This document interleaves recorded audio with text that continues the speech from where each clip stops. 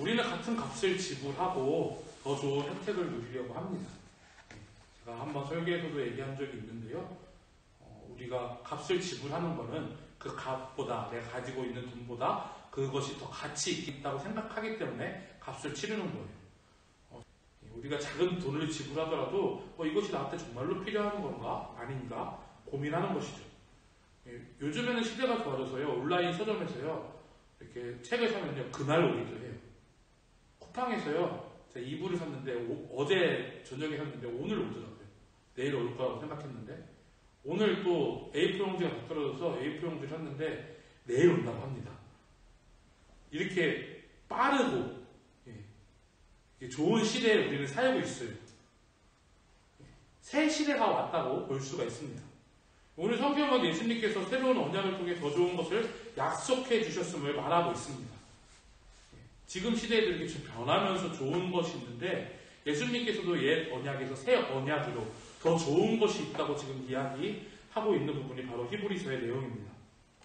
히브리서 기자는 유대교회에서 개종한 성도들에게 더 좋은 언약을 따라야 할 것을 설명하고 있습니다. 예수님께서 더 좋은 언약의 보증이 되신 이유가 무엇입니까? 첫 번째로는 하나님께서 맹세하셨기 때문입니다. 21절을 보면 그들은 맹세 없이 제사장이 되었을 때 오직 예수는 자기에게 말씀하신 이로 말미암아 맹세로 되신 것이라. 주께서 맹세하시고 뉘우치지 아니하시리니 내가 영원히 제사장이라 하셨도다. 예수님께서는 맹세하심으로 그냥 태어나서 된 것이 아니라요. 어느 한 지파에 들어가 있어서 제사장이 된 것이 아니라요. 예수님께서는 말씀하심으로 맹세하심으로 되신 것입니다. 시편 110편 4절에 보면 여호와는 맹세하고 변하지 아니하시리라고 이야기합니다. 혈통대로 제사장의 직분을 쓰게 받는 레위 지파, 맹세하지 않고 제사장이 될 수 있었지만 예수님은 그러한 방법을 택하지 않으셨습니다. 예수님은 레위 지파가 아니죠. 그렇기 때문에 사실은 제사장의 직분을 할 수 있느냐 없느냐 따지면 레위 지파가 아니기 때문에 할 수 없습니다. 그래서 예수님께서 이렇게 맹세를 하신 이유, 레위 지파가 아닌 멜기세덱의 반차를 따르는 제사장이다 라고 얘기하면서 멜기세덱이 레위 지파가 아니잖아요. 레위 지파가 아님에도 따를 수 있는 멜기세덱의 반차를 따르는 제사장이라 라고 선포하는 것이 오늘의 말씀입니다. 예수님의 선포는, 예수님의 맹세는 조금 다릅니다. 우리들의 맹세와 조금 다릅니다. 어떻게 다릅니까? 그의 말, 우리가 하는 말들은 부족하고 연약하고 흔들릴 수 있으나 그의 말은 그대로 실현됩니다. 하나님의 아들이신 예수님, 하나님이신 예수님, 하나님께서 말씀하신 천지 창조하실 때 빛이 있으라 하니 빛이 있었던 그러한 모습의 예수님, 하나님을 기억해 보십시오. 예수님께서 죽은 나사로에게 나사로야 나오라 할 때 그 자리에서 나오는 그 나사로의 모습을 생각해 보십시오. 예수님의 말에는 그만큼 권능이 있고 틀림이 없는 말인 것입니다. 이처럼 맹세를 보증할 수 있는 유일한 분이 하나님이시기 때문에 그 맹세를 신뢰할 수 있는 것입니다. 마태복음 5장 33절에서 36절을 보면요. 예수님은 우리에게 가르치시기를 맹세하지 말라고 말씀하십니다. 제가 한번 읽어드릴게요. 또 옛사람에게 말하바 헛 맹세를 하지 말고 내 맹세한 것을 주께 지키라 하였다는 것을 너희가 들었으나 나는 너희에게 이르노니 도무지 맹세하지 말지니 하늘로도 하지 말라 이는 하나님의 보좌임이요 땅으로도 하지 말라 이는 하나님의 백등상이므로 예루살렘으로도 하지 말라 이는 큰 임금의 성임이요 내 머리로도 하지 말라 이는 내가 한 터럭도 희고 검게 할 수 없음이라 라고 말씀하고 있어요. 우리에게 맹세하지 말라는 거예요. 예수님의 가르침이요.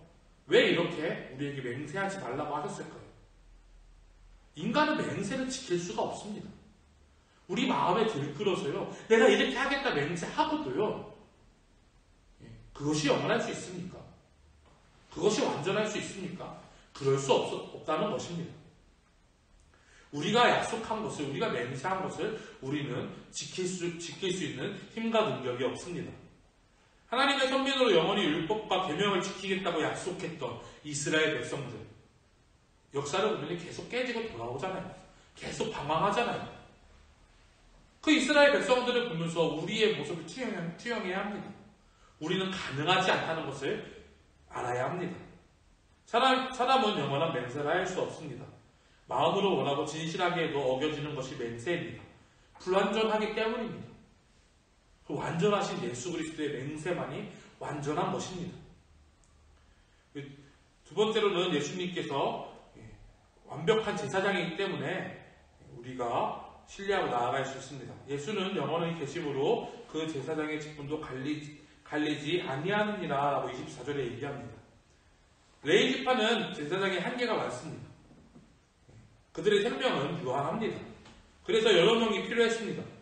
기록에 의하면요, 아론부터 주 70년까지 약 83명 제사장이 있었다고 추정합니다. 정확하진 않은데요. 대제사장이 83명 정도 있었다고 해요. 그러나 이 83명이 계속 바뀌는 제사장, 그 제사장과 예수님은 다릅니다. 예수님은 시간의 개념을 초월하신 존재이시고 하나님이신 분이기 때문에 제사장이 계속 바뀔 필요가 없는 거예요.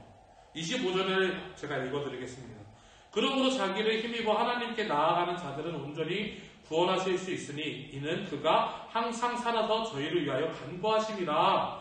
주님은 성도가 온전히 구원에 이르게 하시려고 또한 우리와 하나님 사이의 중보자가 되시려고 영원히 하시는 분이라는 것입니다.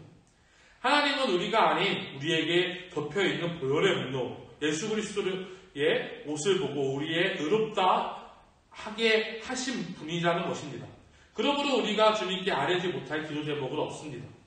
26절을 읽어드리면요, 이러한 대제사장은 우리에게 합당하니 거룩하고 악이 없고 더러움이 없고 죄인에게서 떠나 계시고 하늘보다 높이 되시니라. 예수님은 완벽한 제사장입니다. 그분은 의로우시기 때문에 거룩하고 악과 더러움이 없는 분입니다.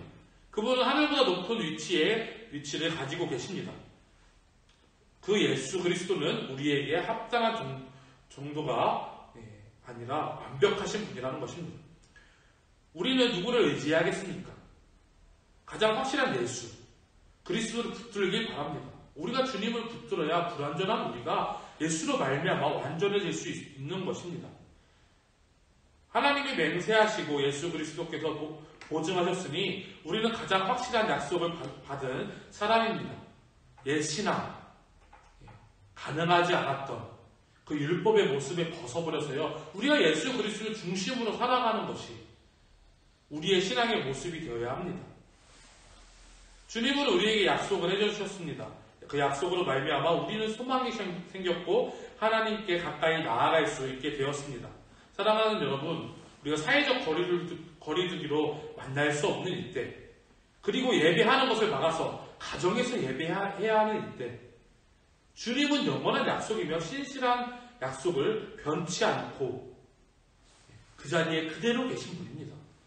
우리가 이 코로나 시대에 맞아서 신앙이 흔들리고 마음이 흔들리고 있다면 주님이 변한 것이 아니라 내가 변하지 않았나 다시금 돌아봐야 합니다.